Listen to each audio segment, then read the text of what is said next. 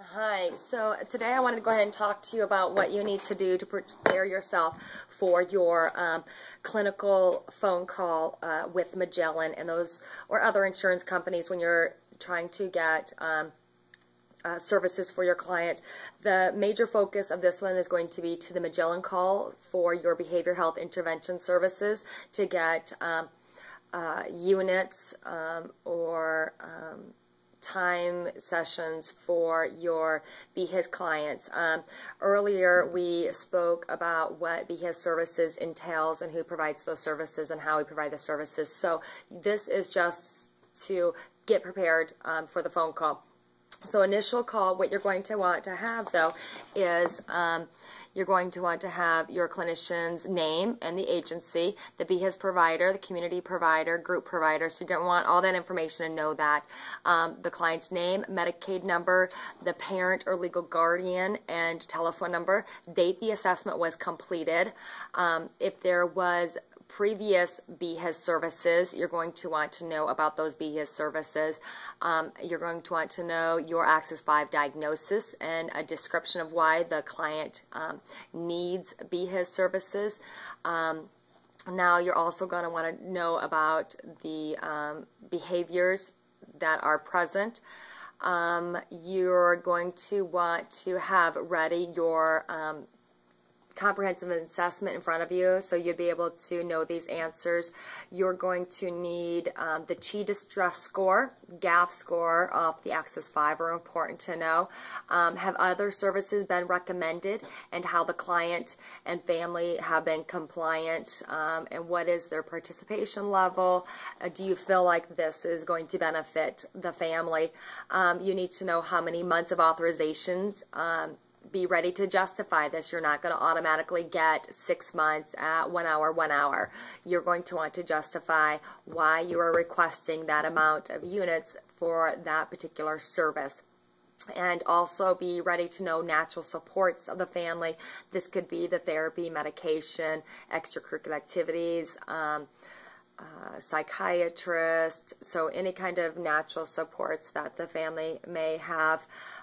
Now, you're going for a reauthorization or they're up with clients, you're going to need to put how long has the client been receiving services, are there any progress, an update in diagnosis, Chi score, GAF score, what goals have been completed, and what, is there minimum progress, because we need to show some type of progress. Now, has the client discontinued any other supportive services, and if so, why, or have they started services? The type of units you're requesting and for how long you're requesting these units, and did they use the units from the last authorization? Now, what we're looking at is there needs to be a clear connection between the client's diagnosis, the functional impairment, treatment plan, and the interventions. These should be individualized. No two clients should have similar service orders or specific plans, treatment plans, or interventions. When asking for units for 6 months, a low need is the 45 to 96 units. Medium is the 96 to 192 units, and high is the 192 to 288 units. For community providers, units will be split evenly between individual and family.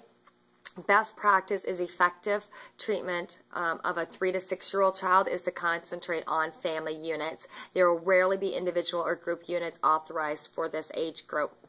If a BHIS provider uses all the individual units but not all the family, there is a high likelihood that they're not going to get more individual units used, as in family engagement is an important method in considering the treatment goals of the case, and treating a child in isolation is not best practice. Family practice needs to be a targeted element for helping this child, whether it be, mostly family or individual.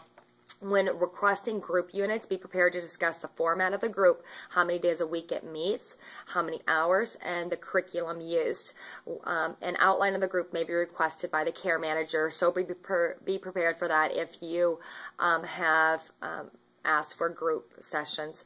At the end of this, you Oh, also you need to remember that B is intended to be time limited for an impairment or set behaviors that can change or be learned. This makes moderate to severe intellectual abilities and behaviors caused by chronic medical condition not eligible for BHIS services. The client must be capable of making progress. So I think it's important that you remember that this is time limited. It is intended for behaviors that can be changed or learned.